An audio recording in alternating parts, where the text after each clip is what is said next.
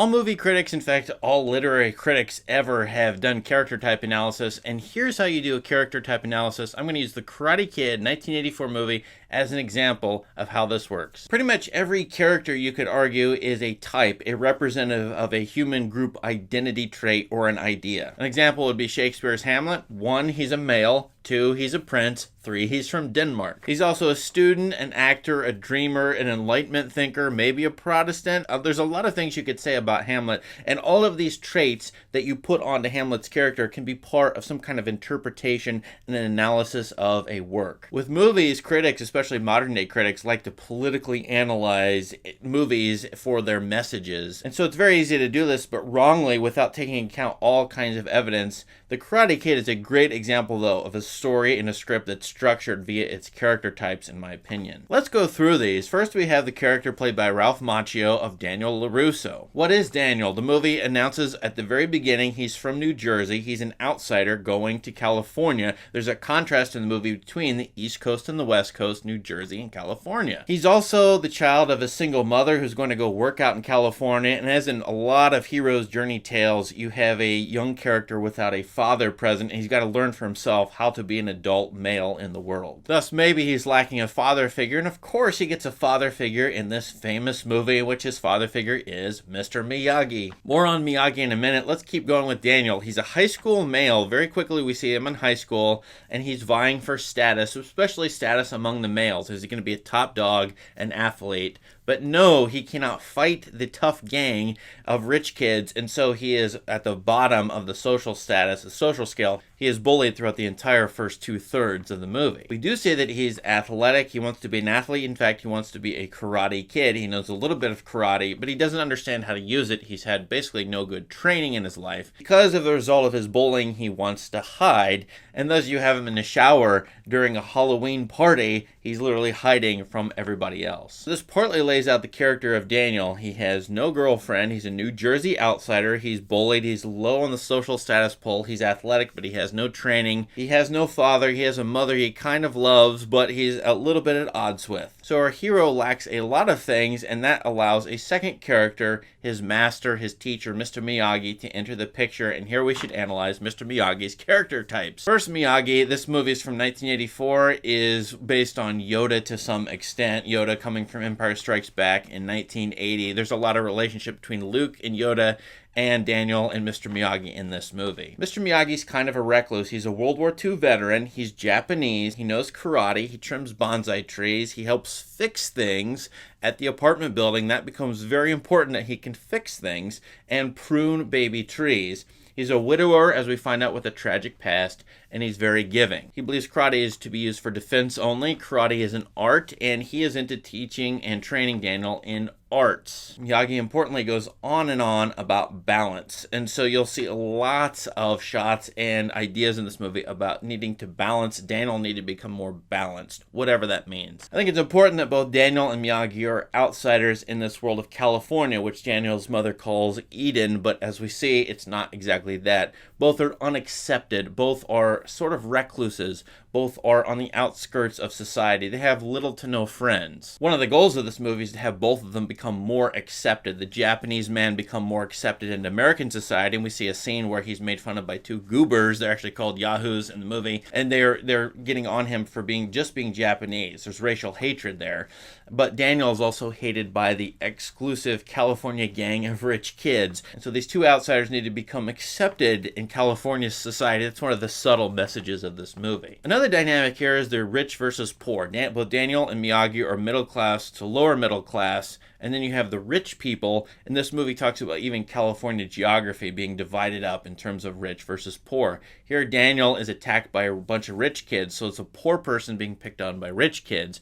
Miyagi is a sort of poor person attacking these rich kids and helping Daniel out, thus it's rich versus poor in this movie to some extent. However, Daniel does need a girlfriend, supposedly, since this is an 80s high school movie, and he gets Allie, this rich female, but who is open to outsiders, and immediately she has the hots for Daniel. Immediately she's giving him the eyeballs, and so the two of them come together in this movie, and here you have a rich female with a poor male. Of course, her family, who are rich or country club elites, do not like the fact that she's dating Daniel.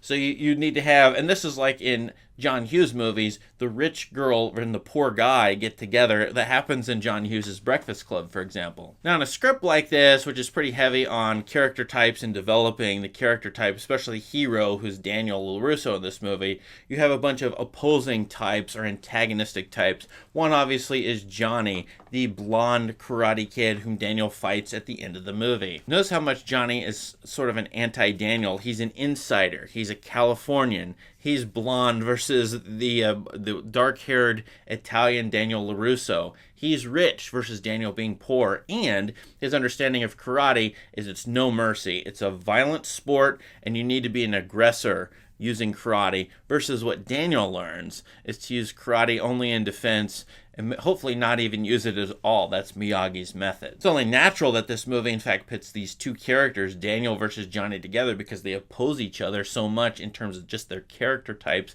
and identity traits. There's a number of other minor characters in this movie that contrast with Daniel. One I can think of is in the tournament, where you see this man who looks like actually probably a karate expert who was an extra in the movie. Come on, and he flies around, he jumps around, he looks interesting, elegant, sort of like Bruce Lee jumping around, or Jackie Chan. But in fact, this movie is all about Daniel learning balance, and the high-flying karate kid who's going around the tournament doing jump kicks is imbalanced. I think that's what this movie is saying, balance versus imbalance, whatever that means in terms of literal balance, athletic-wise, also in terms of life goals and wants and desires and dreams. Back to Miyagi as a character type, his idea of pruning trees and baby trees, as Daniel calls them, he is one who's going to form them and shape them into something that's beautiful, elegant, and artistic. Guess what he does to Daniel? He takes this wild, out-of-control kid and shapes him into a honed, balanced young man. The contrast to Miyagi, just like Johnny is a contrast to Daniel,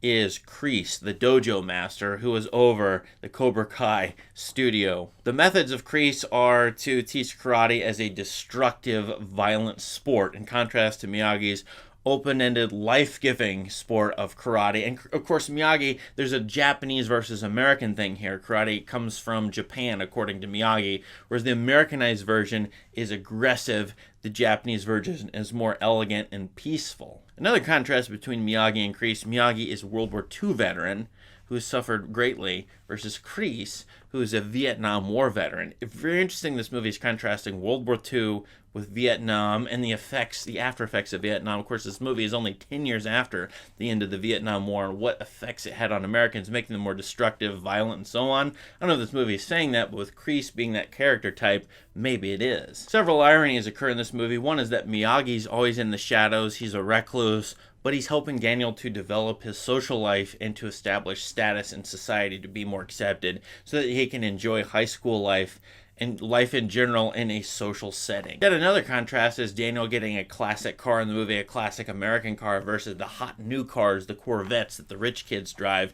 Daniel's more classical and elegant via Miyagi's wants and his ideas, versus these new kids with these new fast cars that go maybe too fast or too cute and so on. Now, this movie is a typical sports movie which roots for the underdog over the aggressor, and it's typical of a lot of American sports movies. Of course, that's in the character types, but one of the questions this movie asks is, who is going to be accepted, and will you accept Daniel and Miyagi and people who are outsiders? Another question is how to use martial arts. What's martial arts for? Is it for violence, or is it for defense? Is it peace, to promote peace, or is it to promote war? Those kinds of basic ideas come in to the movie's plot and character types. So now we have an entire list both of Daniel and Mr. Miyagi, looking at each of their identity traits and then seeing how they change. Especially Daniel's the one who changes over the course of the movie. Mr. Miyagi does a tiny little bit. But these character traits become important because they're the description of heroes. And when you look at a film or a set of films and their hero, who are their heroes? What are their traits? And what is the movie trying to say about who a hero is and how a main character gets to become a hero? What qualities does that person need? When you look at character type analysis like this, you can figure out any movie or any story's idea of what a hero is and what virtues are for a hero. So now that we've really looked at most, if not all, of the movie, you're ready to judge based on these observations whether you think this is true or not, whether you think these are virtues, whether what this movie is offering as the hero and the hero's journey is valid in your eyes. But first you have to do the set of observations and analysis and look at the entire movie, which is what I tried to do here. Now, what do you think of this analysis? What did I miss? What else could we add to it? And what do you think of the Karate Kid and its character types? Let us know in the comments, and you can do this with really any movie that's ever been made, especially hero's journey sorts of movies, which this one definitely is. Please subscribe to this channel for more great content. Thank you and have a great day.